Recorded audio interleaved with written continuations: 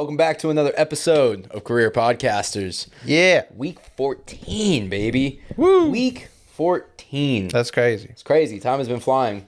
It's kind of nice because when quarantine first started, when all the COVID shit was going on, time was dragging along day by day. It felt like it was an eternity. Just every day I'd wake up, be a sad piece of shit, and go throughout my day doing whatever the fuck I was doing, and then go to bed again. And it felt like the same thing, just dragging along day after day after day after day. But now time's flying again, and the last 14 weeks have felt like my nothing. God, so fast. It's been flying too fast. I kind of missed the lockdown days a little bit. Oh, so much. Let's be real. So much. It was a huge silver lining. It's like taking out the COVID part of the lockdown. So like let's say it was just like the world stopped and everyone had to be locked down. I was kind of like, cool, man. I was just like, play video games and have no responsibilities.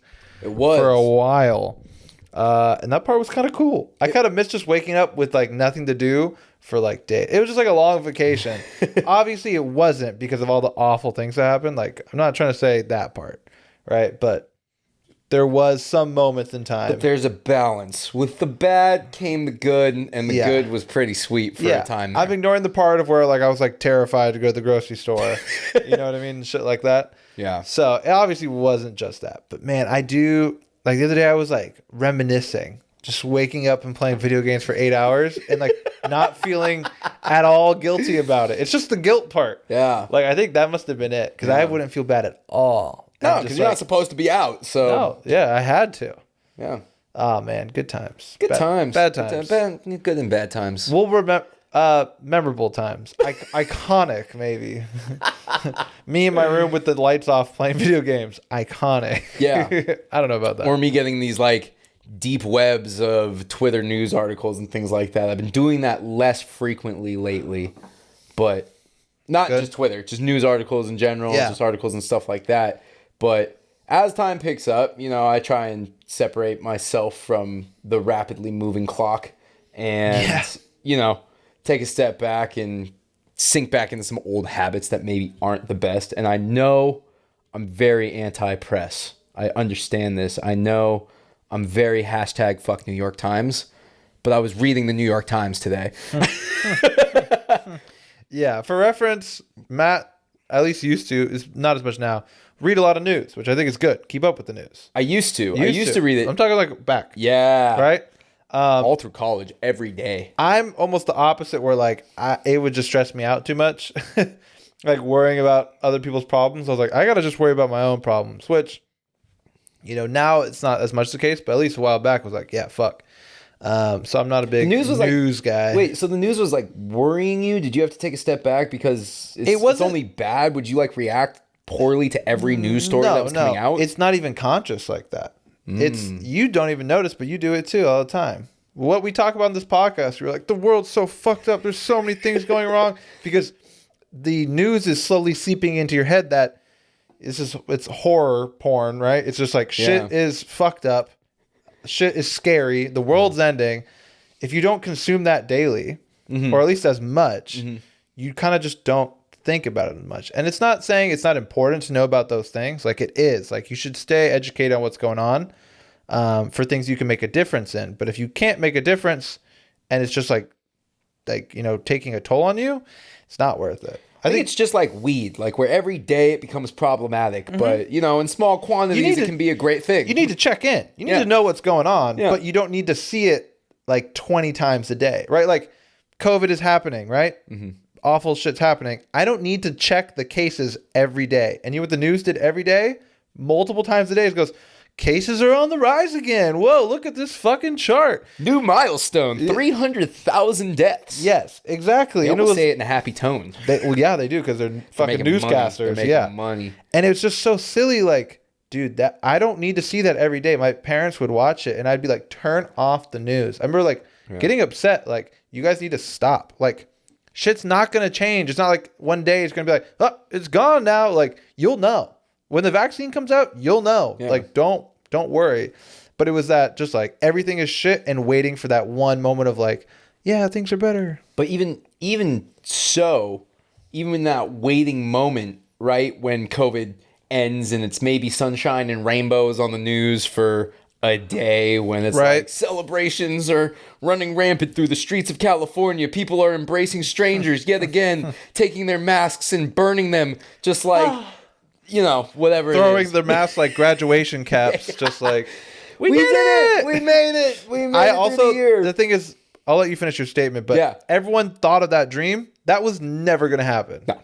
Like, there was never going to be, people was like, man, first day back. It's like, there's no first day back. No. We've seen it now. It's a very slow transition. Very gradual. Yeah. Very gradual. Well, I was just going to say, even when that slow graduation has ended. It was the moment people longed for, whether it was going to happen or not. Yeah. So, yeah. Exactly. The news is just going to find more bad shit to talk about. COVID took the forefront for the last year, but other bad things exist, and that's how they get their clicks. So it's like what they do. But I still feel, because I have 4 news outlets downloaded on my phone, I think. I have Fox News, BBC, CNN, and New York Times. I have all those, and I get the pings for them daily. Now, I don't check them daily. I open it, I breeze by. You do. You read them. They ping on your phone. You see them. Yeah. You know what's worse than I don't read them. I don't read them all the time. Do you know what's worse than a news article? A news headline. True, because they're just like, man, I wonder what that's all about. They're not correct, usually. You'll read so many headlines and actually read the article. It's not what it is. It's clickbait. That's like how it works. So those articles are always going to be good or bad, an extra version of what you're actually going to read. Who's better at clickbait? Popular YouTubers or news outlets? It's somewhere in the middle. It's like BuzzFeed, Okay. Like pseudo news, like internet news people, like Vice articles and like BuzzFeed and like, I mean, New York Post. Snapchat tabloids. Crazy. It's interesting how Snapchat took over the tabloid industry. Do you remember us talking about this like in high school when they first added it? I was like, this is the aisle way of a grocery store right now. Safeway, like, where the checkout stand. Exactly, and there's like, the prince did what? And it's like, I live in America. Why do I even care about the prince? Right? Oprah Winfrey was caught having drinks with who? Yes. Did tabloids invent clickbait? They did. They kind of did, but it wasn't clickbait. It was just buy bait. Who the fuck bought tabloids from the grocery store? Dude, what kind of people bought tabloids? People did, man. Really? But the thing is, then the culture became, everyone knows now those are silly. You don't buy those. Like, they're cons, right? Yeah. But the switch to the internet gave it a twist and reinvented it in a new way where people didn't know that it was bad anymore. People are starting to learn what clickbait is now, but for a long period of time, damn near till now, obviously it's different for everyone. People weren't as aware that this is the same kind of thing. Mm-hmm. Like, people didn't realize that these ads were the same thing as tabloids, or like pretty much they find better ways to disguise and trick you. Like, back in the day, like, an ad was like, man, I love my Pepsi. It's the best. And now it's like, in the background of a shot, Iron Man is drinking a Pepsi secretly. Like, it's so more subtle now, and like, subliminal, right? Subliminal messaging, essentially. But I'm just saying they evolve as we evolve. We realize, oh, that's silly. It's an ad. Someone paid for that. And then it gets upped. And like, now when you see Iron Man drinking the Pepsi, unless you're really keying in on it, you don't go, oh, that's an ad. But your brain will like subconsciously be like, I like that guy. That guy likes Pepsi. I like Pepsi. So now tabloids are using that same tactic, or clickbait's using that same tactic, is what you're saying? The internet disguised it, right? When you see it on a magazine at a store, you go, oh, that's bullshit, right? Yeah. But now when you see it on Snapchat where your friends send you stuff, right? It's the location of it. When you used to see it in a grocery store, you're like, what? I don't care. Yeah. Right. But now you see it next to all the stuff you actually enjoy looking at, and they just sneak it in there. They just mix it in. And then you're doing fun, my friend's stories, and they go, whoa, that's crazy. This TikToker did what? I don't even have a TikTok. And I'll click on some bullshit TikTok thing. I'm like, I don't even know who these people are at all. Like, I've never even seen their videos. Because I know it's clickbait. It's almost like I know when advertisements are working on me. Yes. I had a good friend, we were in a Safeway, and he saw this neon Corona sign sitting on top of a fridge and went, man, I'm a sucker for good advertisement, and went and picked out the pack of Coronas. And I'm almost a sucker for good clickbait, because I know when I see it that the article is going to be full of typos, horribly written, have nothing to do with anything important at all. It's going to be complete and utter nonsense. But that clickbait title really made me think that maybe this is the like 2% of articles that are really dope to read and something really crazy happened and it would be fun to learn about. Yeah. And that's why now it's very important to look at the company or who is putting out the clickbait, right? If you see New York Post, you're like, oh, I'm not going to click on it. But they got me for a while. It sounds like people always say it's like, it's the oldest newspaper in the country. Like, I don't really care if it's old or not. Like, it just matters if it's bad or good. New York Times could become shit tomorrow and I'll stop reading. You know, like, yeah, I don't care about the history. I'm just saying it's like, now you know the reputation of the company. Yeah. So you know what to expect. Even something like Vice. Like, I enjoy Vice, but I know it's through a certain lens. Yeah. I know their angle. I know the agenda they're trying to push. Yeah. So you can consume it in that way. But even then, they still sneak things through. Tons of time. All the time. I guess like that you're not really looking forward to gain from that article or whatever it is. Yeah. I'm in between on the Times. Some things they do is really cool. Some things they do aren't. There are a lot of journalism activists in the country right now because there is this larger movement probably sparked before Chomsky really like popularized by, not even popularized, he faced a lot of criticism for manufacturing consent, which was really calling out the New York Times and other large media companies. And now with the internet, that was way before the internet that book came out. For reference, Noam Chomsky is like a political philosopher and linguist, wrote a book basically saying that the media shapes the opinions of the American people without them knowing, and it's wrong, and they basically dictate the conversation, which they do. It's very true. Now we're just more aware of it. Manufacturing Consent by Noam Chomsky, right here. I'll it can That's sit hilarious. There. But early rec of the week. Early rec of the week. Read it. No, or maybe not. I haven't read it. I don't know. I really enjoyed it. I'm just saying I can't wreck it. I don't know what it's about. Well, it's calling out basically that the manufacturing consent is referring to the media manufacturing a story and manufacturing the opinion of the American people and basically allowing for the consent of the public for things to take place on a governmental level or an industrial level without them really knowing what's truly going on, because the story is so watered down or very it alludes to things without actually bluntly describing them. It's biased. Exactly. So and the internet, my reason for bringing that up is because now in the age of the internet, that it's not just the New York Times or the 5 media companies anymore. Now it's everyone. Now it's everything. But the thing is, those media companies, they still dictate the internet. And they control the people. Yeah, straight up. And that's the weird thing. So that's where I wonder, because I brought up journalism activists because I know journalists. I know, or people who are aspiring to be journalists. I don't know any like true vetted professionals, but I know people who are aspiring, and they're well-intentioned. They want to find stories to report on, tell the truth, go out there and just report on things. And the article that I'm going to bring up in a bit, this is a very interesting conversation to me. Yeah. But the article that I'm going to bring up in a bit, which is what initially sparked We'll get to that later. Yeah. Yeah.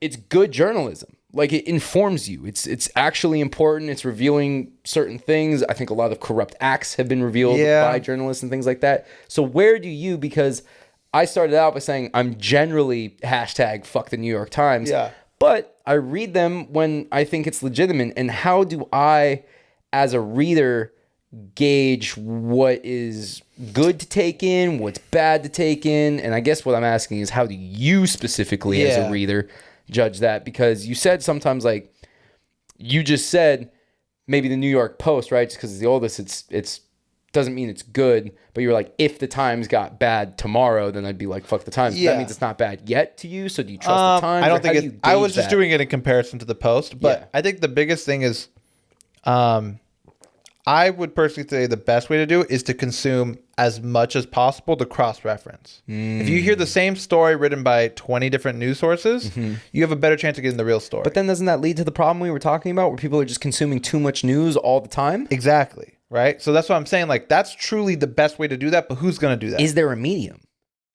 Well, I think if you understand the biases of the author and the paper or the company or whatever, you can do it better, right? So if I watch Fox News, I know it's going to be conservatively viewed or skewed, right?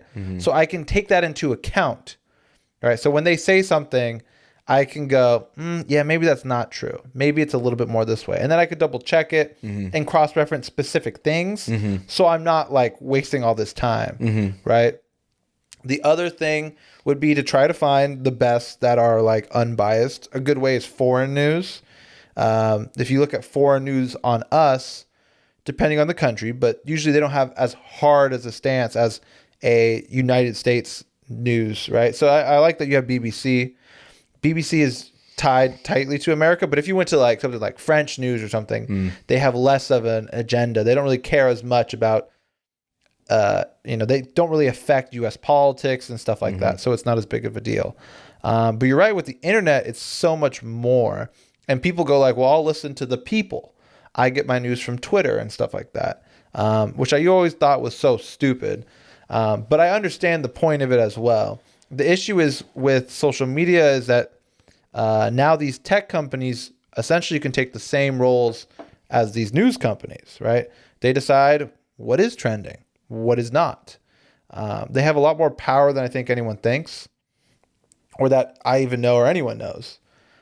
So I think a big part of that, if you go off that, like I go off what the people say, you have to realize you're in an echo chamber of your followers and your viewers. And there's like a million other dissenting opinions and everything everywhere. And the internet's cool because you get more opinions, so you can cross-reference more, but it also means they're farther skewed out. So you get more really far out there stuff as well.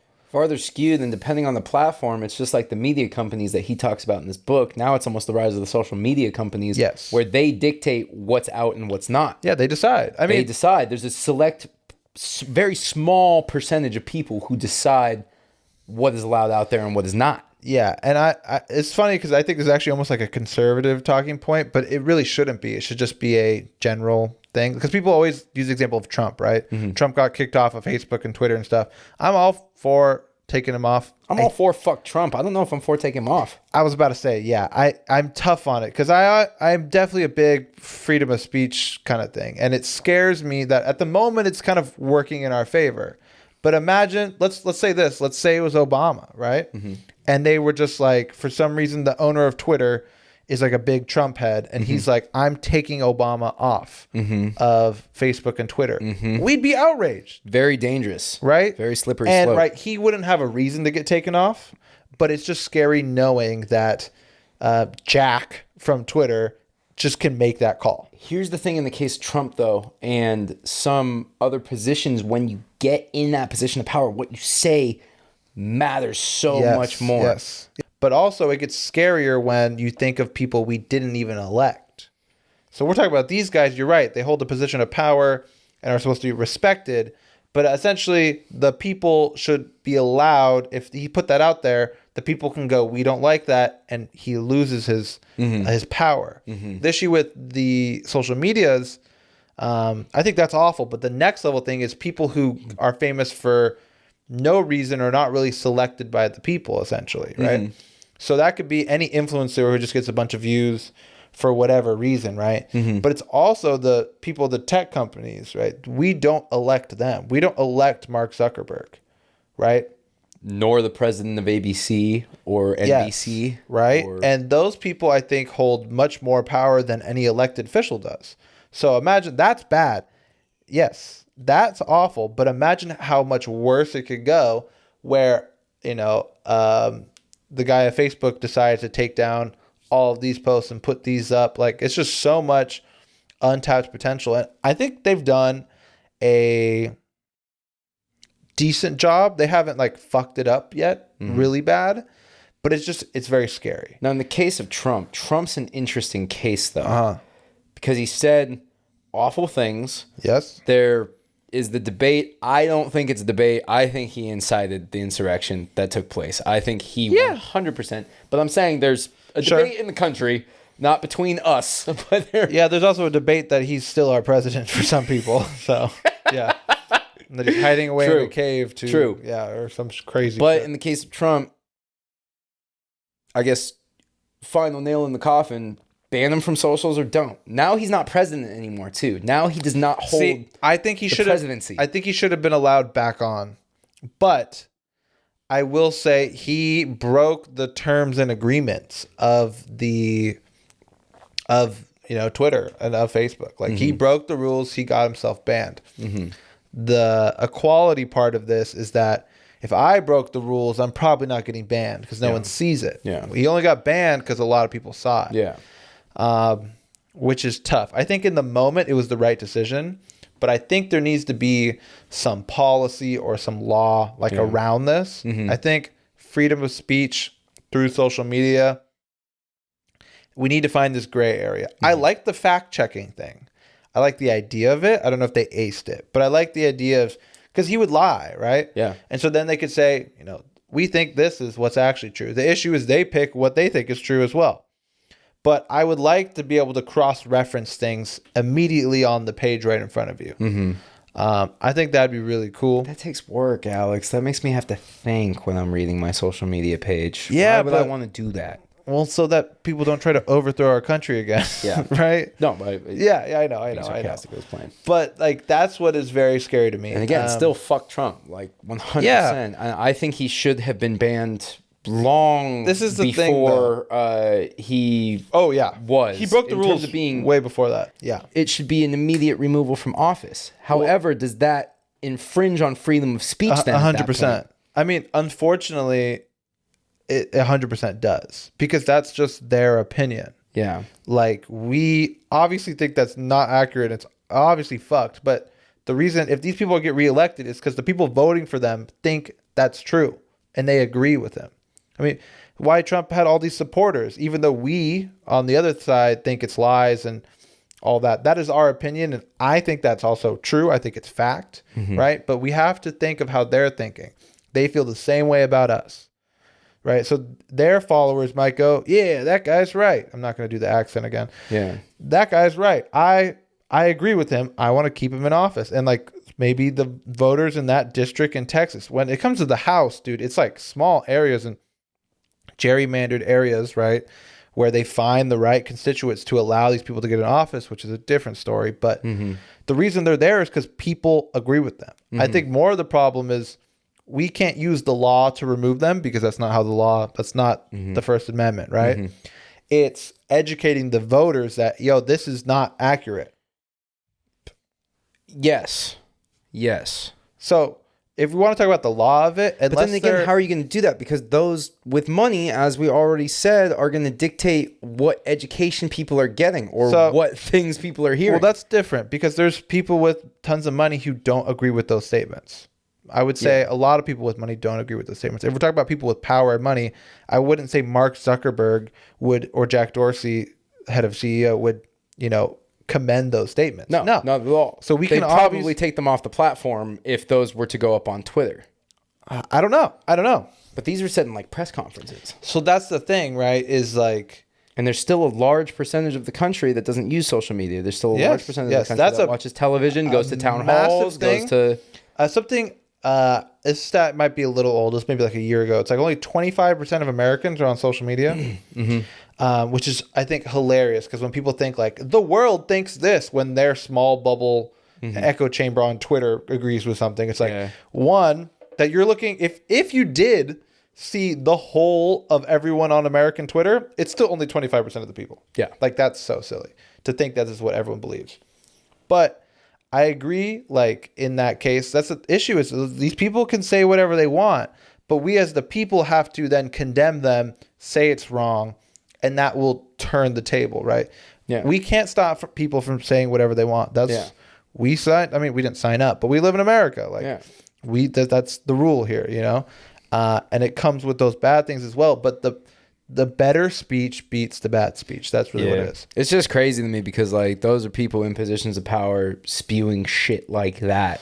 And that's why I brought it up, because hearing Trump getting banned, it just reminded me of the fact that people in positions of power can say outlandish shit and for the most part keep their positions of power. Yeah, but that's not on the law or them. It's on the people. Yeah. It's up to us. In this case, I'm not as worried about these. I'm worried about the people we don't vote for, right? Like, imagine. So right now we're on most of the tech companies are pretty liberal, right? Mm-hmm. We're generally speaking, obviously we don't agree exactly, on the side of them. Imagine if it was the other way around and they were all Trump supporters. How awful it would be, right? Yeah. They would just promote these things we consider as lies as truth, right? And they would post those things that those people say on the platform and go, yeah, go for it. You can say whatever you want, you know? That would be terrifying. I'm more worried about that flipping. And we got lucky that we're essentially on that side. But it could totally go the other way. And I think that's why we need to have some policy in place prior to, because we will soon get to the point where whoever founds these companies or whoever asshole takes over the companies, that's almost more what I'm worried about. Who succeeds these people, maybe they totally are different, right? And they decide different things. Anti-progress, it could be anything. Good stuff. And when these people get in, like Mark Zuckerberg's kid takes over the company and he thinks the world is flat. And so everyone who says the world is round, he bans. Like, he could do that. Like, but then it wouldn't happen. The power of the people still exists then, though, because then the people stop using the platform, right? It's kind of like voting. It's kind of like, Trump tried to make did you see that? That Trump tried to make his own platform? Yeah. And then it was just being like a stupid blog and he took it down because of how bad he was getting roasted for it. Yeah. But in that case, the power still, in a sense, then belongs to us, doesn't it? You're right. In all cases? It always does. But the issue is we are so deeply tied in. We're so locked in and they control us. These companies control us. People are addicted to Facebook. People are addicted to our consent. Yes. So it's too far gone now, which is what worries me.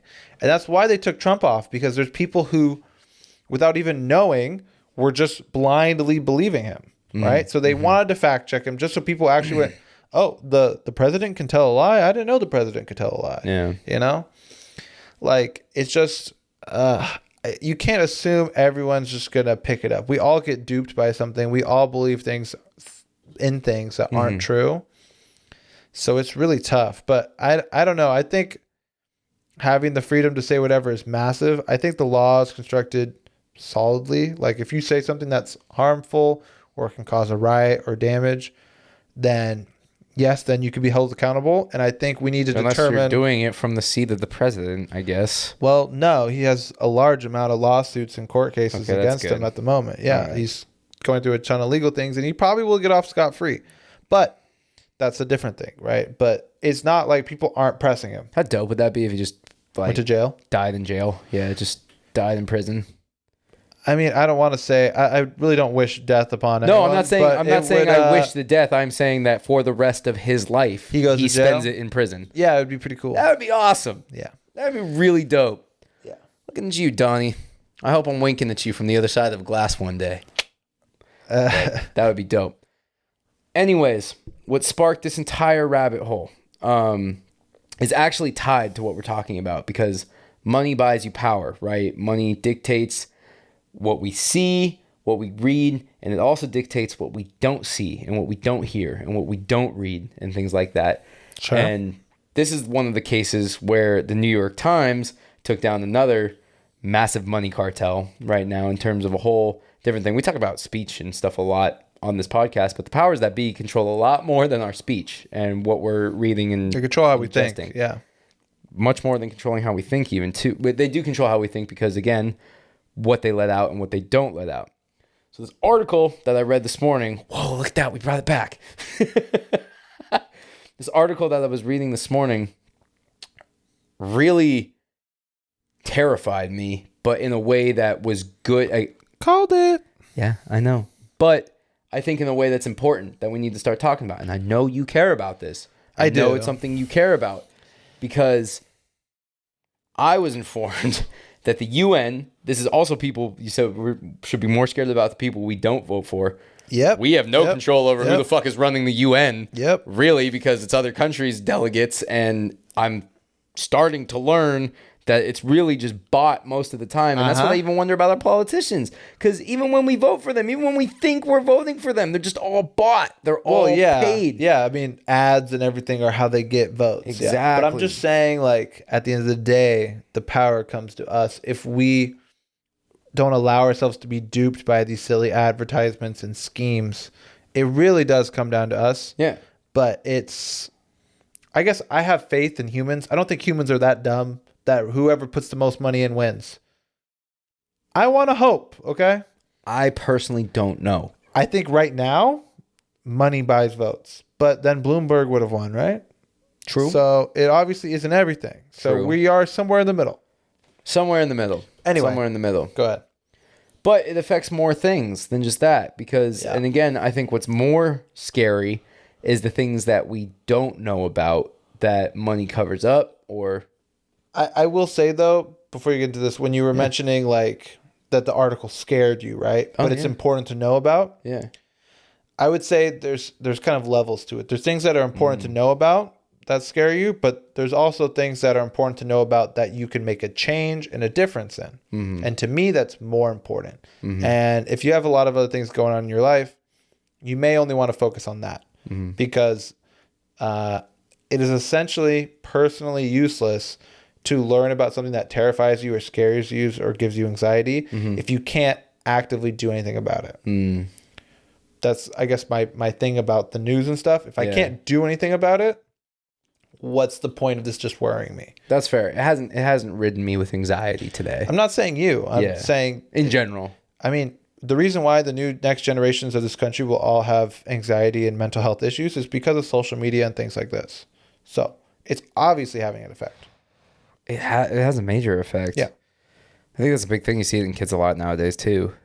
Yeah, it's massive. Like, I mean, psychology is the #1 degree in the country, and soon being a psychologist will be the #1 career, I would say, pretty soon, because that is now where the health community is going. I think that those diseases will plague people more than the quote unquote traditional ones. Well, they probably have for a long time too. We just didn't have the right things to address it. Yes, but I don't think on this scale. I think it's ramping up. You're right. True. Diagnosing is a thing, but people had other worries to worry about. Yeah. And fewer, they had more pressing matters and fewer distractions. Right? This article, go ahead and explain it after this, but I would have never heard about this and it would never cross my mind and I would never worry about it if I didn't have a phone. That's something. Well, let me fuck you up then. All right. There you go, viewers. That's fair. But no, it's just, it was interesting to me because the environment is something I think about quite frequently. Because I think that is a pressing issue that we all humans need to band together. You're right. The power is probably more on us. But when I look at the statistics, it's on us to pressure a lot of the companies and a lot of the people that are causing most of the environmental damage. 100% agree with that. It's one of those like, if every person did this, we'd fix this. It's like, or one major corporation did this and it would fix everything. Yeah. So 100%. This article was explaining to me that there is an agency in the UN, the maritime section of the UN.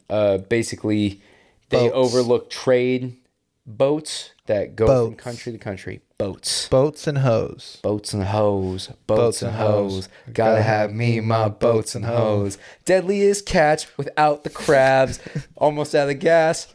Called the... You have to do that bar? I was going to... Or we're going to do nachos and lemon heads on my dad's boat. You won't go down because my dick can float. I'm seeing how long I can stall till we get to this article.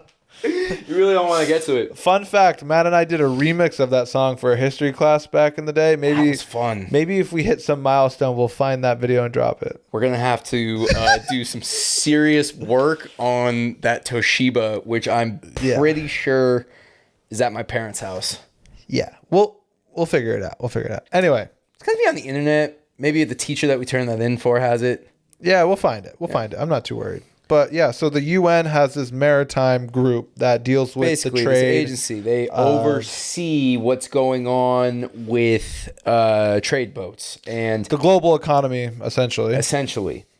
they were tasked with abiding by the Paris Climate Accord in 2016 and tasked in overseeing that emissions from these boats were halted and slowed down. However, like we were just saying, where it's you don't really know who's running these or what it is, it was being overseen by delegates who were either directly involved with or put in by mining companies, large oil tycoons, and a whole other slew of companies that would obviously not want emissions to slow down at all because it would affect their pockets. Yeah. And apparently for the last 5 years, they have not falsified data, but done such a good job at preventing the data from coming out and preventing journalists from having access to seeing what's going on and knowing that public records of this shit. Because basically how the boats work, how they were explaining it, there could be a boat that was manufactured in Japan. So it's a Japanese made boat that was bought by a German company, is being sailed by a Chinese crew, going from India to Australia, transporting goods, and for some reason has the Portuguese flag hanging on the boat just to confuse everybody. Jesus Christ, dude. It's like, it's this nuts, and I'm almost pretty sure my reading comprehension was great there. I think that was the exact wording that the article had for it, where it's that much of a shit show. So actual regulation of this shit is very hard. So public records of what's going on are seldom available. Yeah. And over the last 5 years, when this specific agency was supposed to be overseeing reduced emissions from these boats, they came up with a whole bunch of different ideas, like speed, the boat speed. Apparently, if you slow the boats down as they're traveling, then less emissions. And there are other things that you can do, different routes and things like that.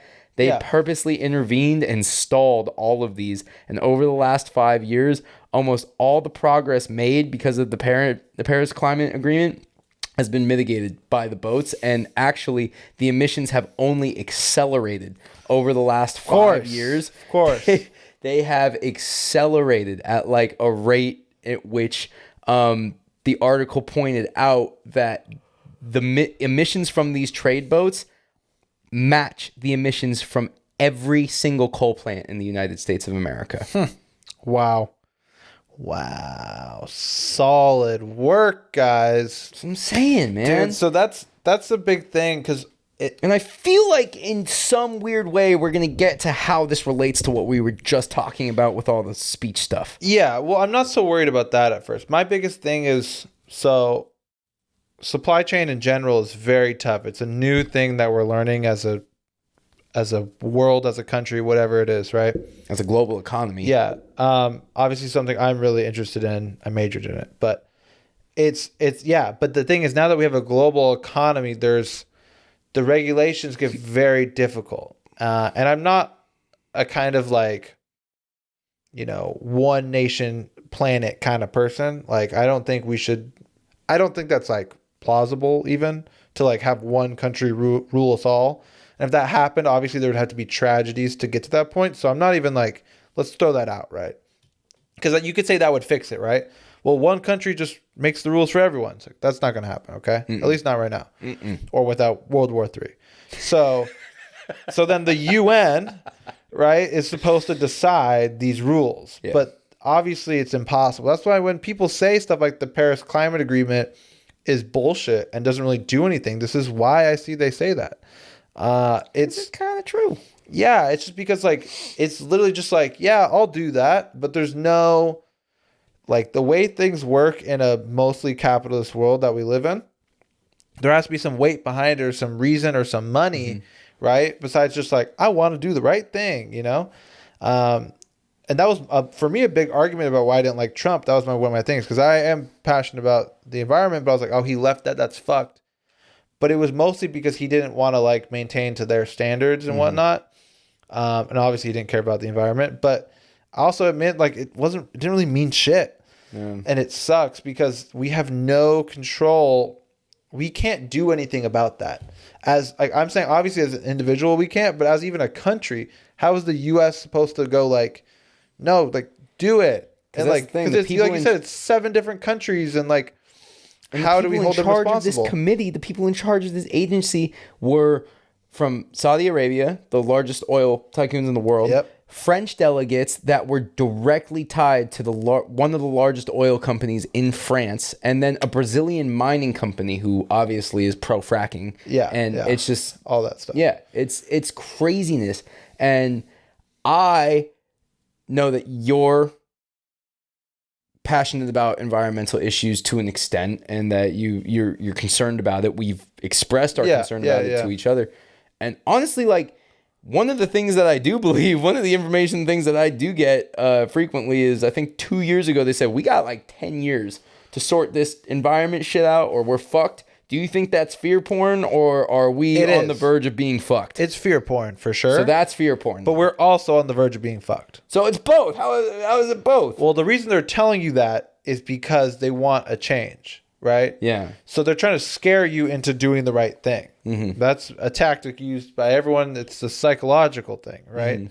Mm-hmm. Manipulative people will use that all the time, right? It probably isn't that soon. I don't actually believe it's that soon. We've been saying that about a lot of things, right? We were supposed to run out of coal and fossil fuels 50 years ago. Coal? Right? But like, that was the thing. Like, we're going to run out of these fossil fuels and we'll have no more energy. It's like, when did that happen? Or we could just use the sun. I don't fuck with using fossil fuels, but I'm saying, like, we kind of find a way. Yeah. And that's so true. To say like the planet is guaranteed fucked is like not true. We could find a way to do some crazy shit and reverse this. It would be easier to just have it not happen, right? Mm-hmm. So I don't think, I've heard 10 years, I've heard 50 years. I heard 10 years, 20 years ago, like, it's something they've been saying for a long time because, though, it's for a good reason in the end. It's because they want change to happen. The reason why they're telling you the clock is ticking is so that people don't go, we can handle that later, because people have been doing that. So they want to make it seem pressing, because it is pressing, but maybe it's just not that pressing. It seems more pressing to me, too. And we were shown that podcast, shout out you, Jack, the impotent rage about the environmental issues, because like you said, it to an extent it feels like, what the fuck can I do about that? Like, when I read an article like that, I can tote my Trader Joe's bag and not use any plastics, and I'm out here and I'm buying all organic, and my Hydro Flask is way better than your plastic water bottles that you use, you piece of shit. You're killing the planet because you decided to buy the Costco 24 pack to provide water for your family, and I bought my family a whole bunch of Hydro Flasks. You can do that all the fuck you want, but really in the long run, that's what's fucking us. And no one seems to be talking about that shit, which is why I wanted to talk about it on the podcast tonight, because maybe some of our listeners will then look into it and be like, okay, what else is going on? Like, what else, Here's where you've made a mistake, though. Not a mistake, but you said so they'll look into it so they can also do nothing? So, exactly. Right? So they can just worry like me? Right? Yeah. And, like, it's tough because I agree. I think it's super important and I want to make a difference, but there's so many things going on in so many other people's lives that it gets put on the back burner. You're right. Yeah. And also, being eco-friendly is not affordable. Also, not always. And that's why I was making fun of the richie bitches with the tote bags, because plastic water bottles are cheaper most of the time. We just bought that fucking Arrowhead thing. That's expensive to maintain. Well, that's a different thing. Getting the water jugs. I don't even Brita filters. They're expensive to get. Yeah, tap water. You pay for water. All these things. Who the fuck owns water? Well, how do you own water? How did we monetize water? Well, you own land. There's water on that land. Water on the land. I bought the land. Yeah, man. Fuck, there will be blood. Fuck Daniel Day-Lewis's character in that movie. Fuck people who buy land and strike water gold, and fucking Nestle and those fucking sons of bitches. I agree. Couldn't agree more. But that's where we're at. And so let's talk about actually making a difference and not just getting scared and boo-hoo about it, right? Yeah. Because so individually, you're right. The cool thing about the environment is you can individually make an impact, though small, if you compost and recycle and do all that shit, right? But you also got to be careful what you're doing. What is organic? What's actually helping the environment? Because it actually is now gone so far that it's a trendy thing, which is good. Being eco-friendly is popular, right? Being organic is popular. But also that becomes, people will take advantage of it. You were just talking last night where you could sell food and just label it as organic, and who the fuck would ask you? Yeah. Right? Yeah. So you need to really know what you're doing, because there's tons of things that you think would be good or helpful, and it's really fucking not, right? But even with that, it makes a very, very small difference. The biggest thing, I think, is as an individual, you have your purchasing power and you have your voting power. Your purchasing power is big, so don't buy gas cars, buy an electric car, right? Buy reusable stuff. Don't buy anything that would support harming the environment, pretty much, right? And the next thing is your voting power. So don't vote for people who support these kind of businesses and these kind of power. But even that is not too much.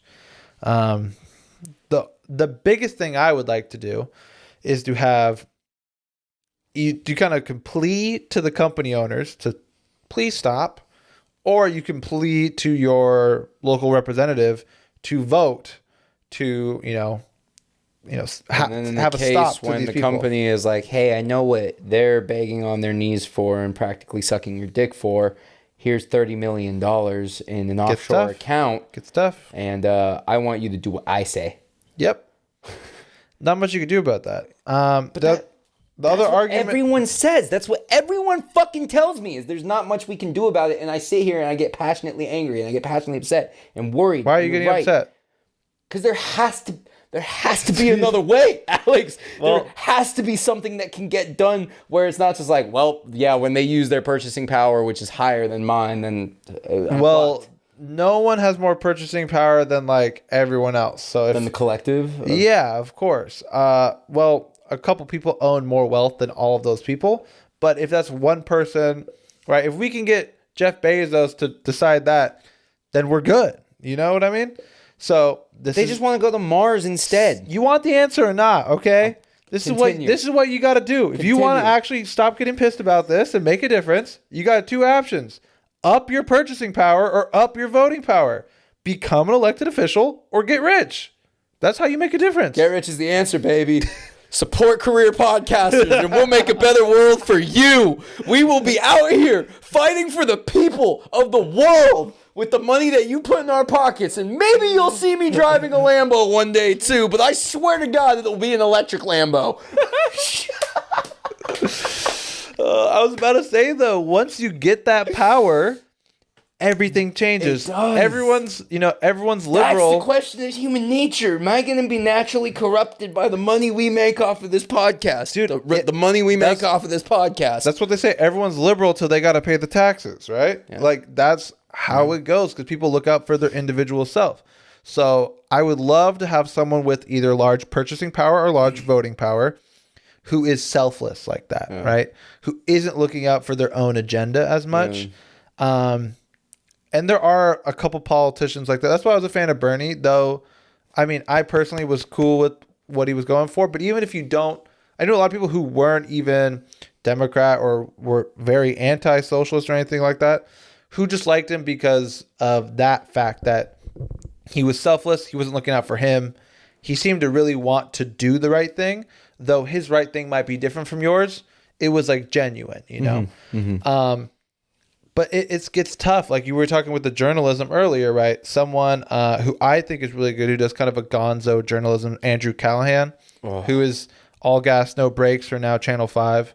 And I've been following him way back when he wrote his zine, which was All Gas, No Brakes, where he hitchhiked around the country. He was like a wannabe Seattle rapper. And that's how he knows Fishnark? That's how he knows all. So I'm into this like scene in Seattle, and that's how I found out about him when he was like a nobody, pretty much. And he like was on someone's YouTube channel. He's like, "Oh yeah, I just got out of college. I'm gonna just hitchhike, right?" And then he started doing more shit. Yeah. But he's someone who's like, I want true journalism, unbiased. But even as you see, as he gets bigger, he understands he can push the agenda that he wants a little bit, and he's slowly doing that a little bit more. Very minimal, which I really appreciate. I think he's still as unbiased as you can get, pretty much. That's like quality stuff. But he does have a certain bias and a sort of agenda that's obvious. Yeah. In the way he edits, and the way the music choice, right? Stuff like that. Very little, but it's subliminal as well, which almost makes it more dangerous. But with him, it seems unintentional. Because it's subliminal. You're not seeing it. You don't know that, right? That's the thing, too. His editing is so genius. Right? So genius. And so good. He's good because he makes fun of everyone for the most part. Like it's comedic. Some of it's comedic, some of it's not. But the issue is, who is he poking fun at, right? If he's only comedic when it's a Trump supporter talking, obviously a bias, right? It's cool. I'm down with that bias, but it's there. Yeah. So, like, you can't deny that, right? Yeah. If he plays the fucking silly music when he's talking and then serious music when someone else is talking, that's something, right? It's minimal, which it means I appreciate it, but if you're not aware of it, it's almost more. And do you think subliminal. that's happened the bigger he's gotten? You think the bias has increased? Yeah. So that's kind of like... He was very no bias at the start, but also he was reporting on things he probably didn't care about. When he's reporting, he's at Burning Man type shit. Burning Man or the Quarter Confessions were really cool. Yeah, when it was just drunk silly. people in when New it was Orleans. just silly. And it's cool that he's taking on more serious topics, but it changes things. And so that's the issue, is that when people do get this power, they need to still be selfless in a way. Or when you get the money. Yes. Or when you get... Power is the main thing, right? And you get the power from having your vote be important, essentially your vote being a vote in a Senate rather than just of this guy in this city, right? Or the purchasing power, right? And then you own a company. I know Elon Musk, a lot of people started to hate for some reason. I don't really keep up as enough now. But I would say, compared to these billionaire, super rich folks, he seems to have, I wouldn't say a selfless agenda, because it's what he wants. What he's into. Right? But it is not strictly to make more money. His agenda isn't, I want to get as rich as possible. His agenda is, I want to do these things. Has Tesla profited yet? Yes, of course. I would. I would assume so. Their stock is worth so much. There was a long time where they were not profitable. Sure, they were not profiting. Maybe, right? Maybe. I agree. I've read those same articles where he was like, "I don't make any money off of Tesla. It's just." He said he was losing money. Yes, he was claiming that he was losing money on Tesla. And I believe he was at a point. But many businesses start in the red. It's an investment. Like that's not a crazy thing. But that's the idea, right? Is he had this money and he was willing to invest it in something that wouldn't necessarily need to be successful, but just because he wanted to do it. Yeah. Right. And if you happen to make money at the same time, cool. Right. To support the business. So I respect that, just because it's not simply for money. And I don't completely agree with what he wants to do, but I think it's more on track than I just want to sell more things. Right. Maybe that's a persona he puts on. Maybe that's fake. Right. But damn, how do you tell? You can't. Don't unless it's you. Unless it's you, but you be the person. Lose yourself. You will. You'll eventually lose yourself. Dude, you think it's inevitable? It's guaranteed that everything. No, but you will lose part of it, right? Maybe Elon Musk as a kid was really like, I want to save the environment. I want to save the planet, right? And they started making millions of dollars. And he's like, man, this is pretty cool. I still want to save the environment, but like, I can make a couple millions along the way. And I want to go to Mars, right? So like, he might genuinely believe this is the future. Let's go to Mars. But he also knows I can do it and make money at the same time. I don't know. I don't know him. Yeah. You know? I don't either, but like I would. Like, see, that's the thing. It would be cool if we as human beings had a little bit more time so that, you know, we could get a better gauge of these figures. Maybe we could get a better gauge of who we're voting for that makes these important decisions. I agree. I think that's a big thing. And to have... Another reason why I respect Elon in that way is he does long form. He does podcasts. Like, you get a better sense of him. Like, I feel like I know him better than I know Jeff Bezos, right? For sure. 100%. I've seen him on Rogan 3 times. True. Also, we're not in that world. And Lex. Maybe Jeff Bezos does interviews and stuff, and we just don't get to them. We don't see them. Maybe he hosts press conferences, and they're not in our world. But I would also say, even though we feel like we know him better... Is that actually accurate? Is that actually true? Some people are good at acting for extended periods of time. I mean, I wouldn't say that they're not. I'm not saying I wouldn't say that it's impossible for Elon to put on an act for 3 hours. I'm just saying he's media trained, right, for a reason. Definitely. And he does funky stuff, but like how much of it, is an act and whatnot, we'll never know. But I would appreciate someone willing to risk and put themselves in front of the camera than not. Mm-hmm. It's the reason why, Bernie and Andrew Yang went on Rogan's podcast, but I bet a lot of other candidates were like, no way. Like, I would fuck that up. Yeah. He'd ask you a question and you wouldn't know the answer because your, assistant didn't tell you it 5 seconds before. The longest one I found with Bezos is 53 minutes and 33 seconds. And pretty it solid. Looks like it's pretty solid, but it looks like a conference of some sort. It says it's put on by the AFA president. What's the AFA? I'm stupid. I don't know. I don't know either. I don't know what the AFA is. I don't know. Yeah. Who gives a shit? It's rare. It's and it's hard to gauge. It's almost like that a while back in the early days, the earliest days of career podcasters, we did an experimental episode about idolatry and how we succumb to looking up to other human beings on very little. Like we look up to them based on what we know about them, which is a fraction of who they are as a person.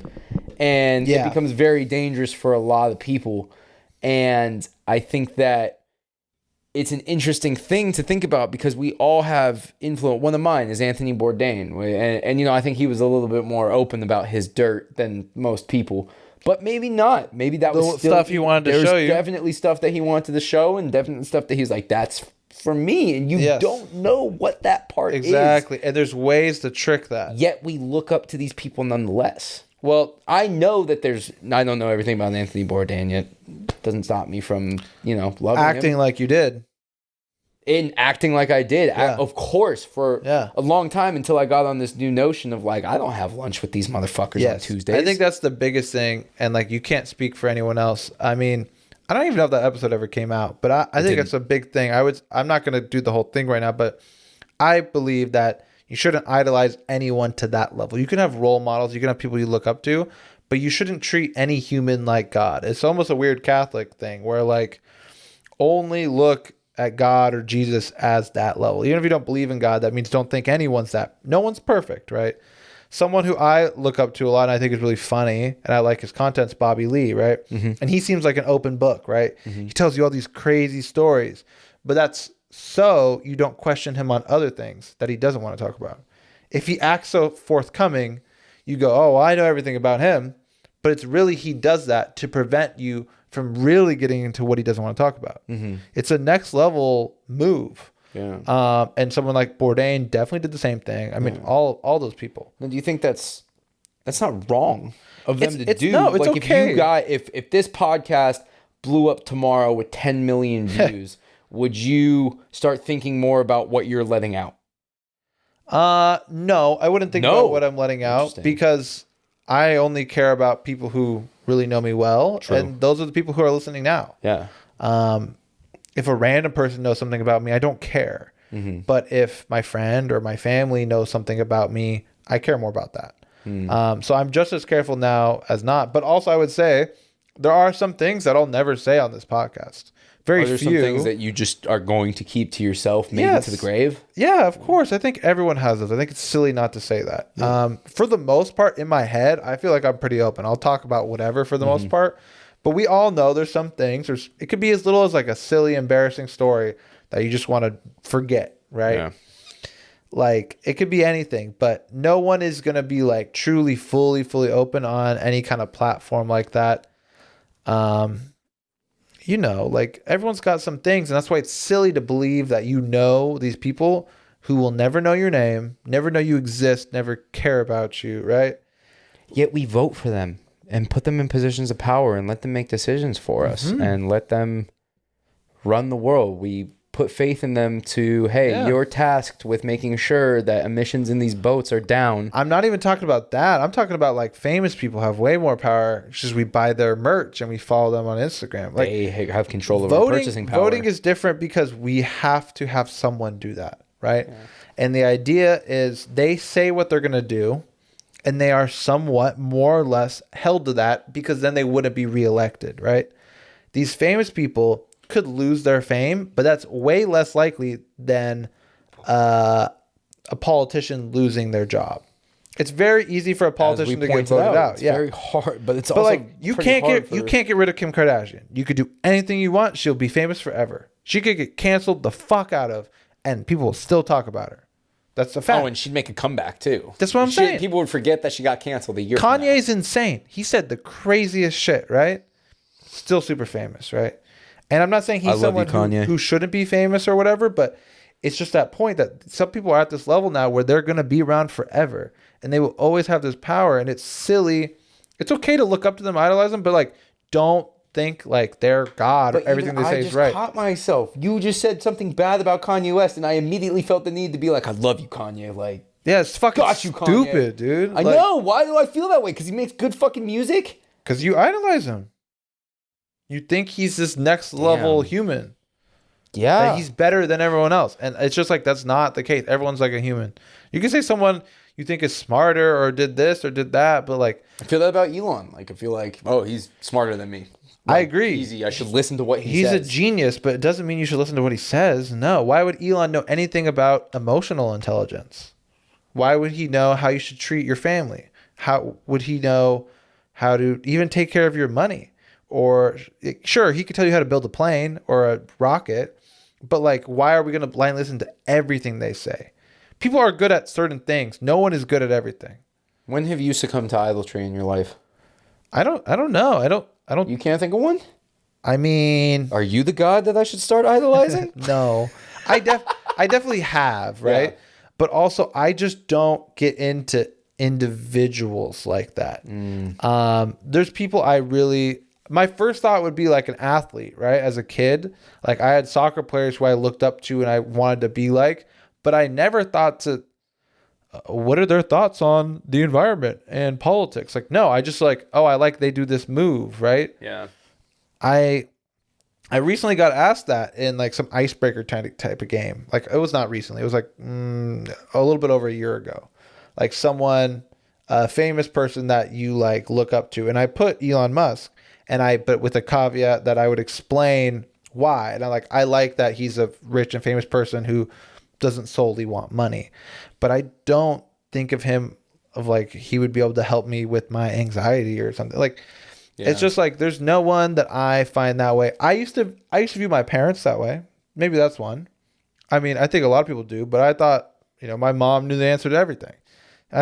For me, she knows the answer to a lot of things still, but once you get older, you realize, just like you should realize with your idols when you get older, oh, they're humans too. They don't know everything, and I'm allowed to disagree with them, or, I mean, anything like that. Like, that would be the number one thing, would be my parents. I would blindly listen to, they're right. They know everything. They've called it, right? But most people, when they get older, realize that's not the case. But for some reason, Jimin fucking knows everything from BTS. Sorry, ARMY, don't kill me. But you know what I'm saying? Like, that's so silly to me that, like, this K-pop star who's had all this media training and is perfectly hidden from the world in certain ways is the end-all, be-all. I remember one of the members of BTS got caught smoking a cigarette, and it was, like, the biggest fucking deal because there's these children and people around the world who think everything they do is right, and I want to be just like them. It's like, of course they smoke. Of course some of them smoke. But it's not that easy, man, especially for kids. And a lot of people don't think like that. They go, oh, he smokes cigarettes? I want to smoke cigarettes now. Probably him getting caught smoking cigarettes caused thousands, hundreds of thousands, let's say tens of thousands of people to start smoking cigarettes, or at least affected how they looked at it, right? For example, if you thought a drug was weird, here's a good one. Let's say Young Thug, right? Yeah. And Young Thug, like he did, started doing whippets. Yeah. Right? I used to think whippets were super stupid. Yeah. And then I saw Young Thug, a guy who I respect and I think is cool or whatever, doing whippets. Then I go, hey, maybe whippets aren't that bad. I consistently throughout the worst of my cigarette smoking, Bourdain smokes. I read it in his book. That's trash. He admitted as a degenerate but smoker. I get it. I've know it's trash, but I didn't think that thought until you just said that. That wasn't fucking planned. Fuck you that's trash. It is. I know it's trash. I know it's garbage, but it's the truth. I would be like, they're doing it. They survived. They made it that long. They made it a part of them. Fuck it. I'm running with it. Hunter S. Thompson, another one where I'm like, that motherfucker did all this shit. Let's go. Let's run it. He could do it. I could do it. I didn't think I was guilty of it until you put it like that. Now I realize I'm very guilty of it. It comes subtly. It comes subconsciously. Do you even know that it's happening? That's what I'm saying. When you asked me, I couldn't think of someone, but I bet stuff like that's happened. I think smoking weed, something like that. I remember thinking, this is a random example, but like, hey, the Migos smoke weed every day and they're rich and famous. If they can do it, I could smoke weed every day and get rich and famous. I remember thinking that, like, legitimately, like, all these people I like and look up to, they smoke all this weed and they're productive and make money. I could do that too. No, of course not. I'm not a rapper. My job isn't to rap about smoking weed. But like, so it's just silly to then be like, I want to be just like them, because you're not them. You don't have their job. You don't have their position. You didn't grow up like them. So is that fucking K-pop star's fault then that 100,000 people started smoking cigarettes because he did it? Was it Bourdain's fault that I'm sitting there like, because he didn't talk about it positively in his books. No. He always, actually, I remember very vividly the exact adjective that he described in it as, I am a degenerate smoker. Mm-hmm. And you did it anyway. Anyways, because I'm like, this motherfucker's the shit. Yes. So that's the issue. Is I don't think it's really tough because these famous people didn't ask for this. Mm-hmm. They didn't ask to be these role models and have these influences on people's lives, right? I mean, I know so many people have listened to certain music and started doing certain drugs or acting certain ways or talking like them, right? Mm-hmm. Mm-hmm. It happens. It's normal. Especially the younger the kid is. Yes. Then they start listening. And that's where you get the most clicks from nowadays is younger generations. So it's dangerous. They got the time. Yeah. But I wouldn't say it's their fault. But I would also say that whoever is pushing them or essentially selling them to the world needs to be aware of what they're doing. It's manufacturing consent. When K-pop stars are so described and put on as these perfect humans, right? They always are dressed perfectly with their makeup and everything. Mm-hmm. Anthony Bourdain at least told you. He gave you some dissent to what you thought in your head. Mm-hmm. So you could go, I want to be like him. And then he goes, no, kid, don't be like me. And then you might pause. You might go, oh shit, maybe I shouldn't. But if this guy is to you perfect, the music videos, everything that the label puts out is perfect, then of course you're going to do what they do. Yeah. So I do think that has some responsibility. I think they need to make it more obvious that these people aren't perfect. But if you do that, you lose followers, you lose clicks. Like, if these people come out that, no, I'm not a superhero, they won't get as much money. And that's a very dangerous game. I think the game of clicks equals money, like clickbait titles, like we talked about, is just very dangerous because clicks, for the most part, you get from negative things, truly. Yeah. So why we need to change that. Expressed how the clickbait that I click on most of the time is either drama focused, negative focused, like bad news and shit like that. Yep. Or like silly YouTube shit. So maybe we should add a third power, your clicking power. Because this is how I think nowadays. Ooh. When I get an algorithmic thing, right? Let's say I'm on Instagram and I get an ad for like shoes or something. Yeah. I purposely try to not click on, even if I want to, even if I might actually want those shoes, I don't click on it and I'll look it up on my own, which probably doesn't make it any better because I don't want to give them that W almost. Essentially clicking power is purchasing power because by clicking, you're sending them money because you just saw their ad that now you're on their website. They get money for that. They get money for the ads on their page. Yeah, you definitely should. So every time you click or do anything, you should think, I mean, this is a lot to think about, so don't do it if it stresses you out. But whenever you click on anything, you're giving money to that person, to that company. So if you decide, I want to go to this shitty website, you're giving them money. If I want to watch this shitty YouTube video about some asshole, if I want to watch this TikTok, you're supporting them. That's what you're doing. And it sucks because hate watching is fun. I get it. It is fun. We tuned into the Jake Paul fight. Right? I hate that motherfucker. But that was fucking hate watching. But I illegally streamed it, so we didn't give him any money. Yeah. Woo! Fuck you, Jake Paul. Right, though? But, like, if I had paid for that, I would have felt awful. Yeah. But now, think about that every time you click. Every time you click on one of his videos, it's the same thing. Yeah. It's lesser in monetary value. Clicking power is... You should write a book on the power of the click.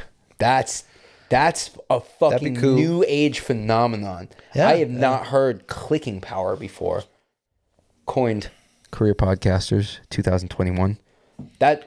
Seriously though, the translation to purchasing power is very real, and I personally would not have thought, even though I knew deep down that the connection equal purchasing not there. power. The connection isn't consciously there ever. Right. When I click on somebody, I'm not like I'm giving them money right now. I'm like, what content are they putting out? Yeah, a follow it's even disguised, right? Like, there's this YouTube channel, Nelk Boys, right? They're these kind of like douchey, fratty kind of guys who do pranks and stuff like that. I mean, their videos are funny, but they're also fucked up, and I don't agree with what they support. And they're assholes to some of these people they prank, right? And so in my personal opinion, I wouldn't want to support them. But also sometimes I like to watch their videos. And sometimes I hate watch their videos as well, right? It tears me up almost inside because like I do want to see this, but also I don't want to support them. And you can't have both. If you illegally do it, then yes, but how do you illegally stream a YouTube video? And also, yeah, man, one click, you're like, whatever, it's one click, it's not a big deal. Yeah, man, it's one vote, it's not a big deal. But like that's how it works. And like it's silly to think efficacy, right? That's so this is internet efficacy. Yeah. Your internet efficacy matters. If we all agree, right, that let's see, who's someone that like everyone agrees like sucks, but that's famous. Logan and Jake Paul. Sure. If we all stopped watching their videos, they would disappear. But then again, like Tim Dillon was on Logan Paul's podcast. We like Tim Dillon. Yeah. I like Tim Dillon. I don't think there's a problem with him interacting with them or going on their podcast. I mean, that could be for discourse. That could be for them to learn something from one another. I didn't listen to it, so I don't know. I'm not going to Maybe they became buddy. Logan Paul. Yeah. I'm not necessarily torn up about that. I'm just saying, like, Sorry, I interrupted you. Someone we hate, I picked the Paul brothers. Sure. I'm just saying, yeah, if we all stopped watching their videos, they would lose all their money and power and they'd be gone. Yeah. So we control that. Clicking power is truly a mix between purchasing power and voting power because it's putting one vote in. It's a combination of both. Yeah. But you also give them money. So if someone loses all their views or they lose all their money, they're gone. So we truly decide. So if there's these kind of guys, you have to kind of decide, like, am I just going to hate watch this guy or whatever forever and feed into this machine that they've created? Or am I going to put my foot down and be like, nah. I think we all have people that we essentially support, quote unquote, in that way that we don't want to. And that's okay, right? Like, but try to like trim it down as much as you can, I would think. Like I watch The Bachelor. I don't really support the things The Bachelor does, but I watch it. I give him money. I talk about it. We did an episode about it. We did a whole episode. But in the episode, we criticized them, and maybe that would have some people stop viewing them. I don't know. So it's not like we're being perfect about this either, but I think people need to be conscious of what they're doing. So at least you go, hey, when I click on this, I'm doing that. I wasn't conscious about the clicks. I would have never, ever considered voting power. I knew purchasing power, but it got pushed down almost every time. Yeah. So like clicking power, that's a huge thing. And that's exactly what we were talking about at the beginning. Yeah, clickbait. I'm feeding into these motherfuckers every time I click. Yeah. I'm giving them money. I'm giving them views. I'm giving them reason to continue to be the entity that they are. Yes. And if like we all only clicked on articles that were like not clickbaity and like well informed, then those would rise to the top. Yeah. Like it's a capitalist thing, but that's how it would work. Yeah. And so if we're not gonna change this country for being capitalist, we need to take advantage of it then. Yeah. So take those stupid notifications off your phone, right? And I'm gonna do it. I'm gonna do it tonight. Sure. I told him this like 2 weeks ago. But you know what I mean? And then just be conscious of what you're doing and like how you spend your time. I get lost in it too. I get stuck on some, D'Amelio TikTok fucking tabloid shit. I'm on a Snapchat and I'll see it and I go like, oh, what the fuck? Oh, some crazy drama. This guy punched this guy. Yeah. Whoa, right? But now I go, okay, I have to force myself to stop because one, I don't want the algorithm to keep feeding it to me. I don't want to see this shit. Mm-hmm. And I have to go consciously, this doesn't make me feel good. It's bad on my mental health, even if it's minute, but it, erodes away over time. I'm not going to give them this win. I'm not, So I would say my rec is not this book, but is to consciously think about what you click on and what you decide to read. It's very important. And I'm not saying it has to be everything. If there's some stuff you like, but you don't want to support, you can have a few, man. We're human. We're not perfect, like I said. But that would be my big thing. That's a good rec of the week, man. I like your advice section of rec of the week. My 2 recs of the week: Manufacturing Consent by Noam Chomsky. Fuck the media. Start learning about it. At least become informed about it and apply it to the modern day. Don't tell them that we're the media now, too. Oh shit, we technically are. Fuck us, dude. And give us money. If you support us, if you don't want to see us, avoid us. Avoid us. Use your clicking power to click right past us. Yeah, support someone else. Jesus Christ, we need to shut the fuck up and end this episode. But my second rec of the week, and I know you'll be on this, our boy grave. Andrew Callahan. He's got his new page, Channel 5. It's not under the name All Gas No Brakes anymore. It's equally as fire. And even though we did criticize it because that's what we do on the show, we do fucking love him. I totally agree. We love him. Like I said, he's one of the best at it for being not biased. It's gonzo journalism. It's real journalism. Mm-hmm. He barely even speaks. He just puts the mic and let the people talk. And you can take it as you want. Be conscious. Obviously, has a slight liberal bias if we're going politics. Yeah. But for the most part, he just points people out. If you think it's silly, I've watched a video with someone. I've watched the Spring Break one. That's a good one. Channel 5. You'll get that reference. But yeah, very great. I was gonna say I watched it with someone who was conservative, and they thought they were making fun of the left, and I watched it and I thought they were making fun of the right. And it was like it was like the best moment to me that, wow, he created a piece of content that essentially appeals to everyone because it's criticizing everyone. It's showing the silliness in everyone. And then you can kind of find your middle because everyone's somewhere in the gray zone. We are. So I think that's my motto is humans are fucking ridiculous. We are ridiculous people. We're silly. We're ridiculous animals. We're so silly. We're so silly. And we have this silly podcast. So thank you for watching. Keep tuning in. Catch us next week. Follow us on the socials as usual at Career Podcasters on Instagram, Twitter. Check us out on YouTube. Are you actually posting on the Twitter? I am. I posted the last episode and you didn't even remind me. Very good.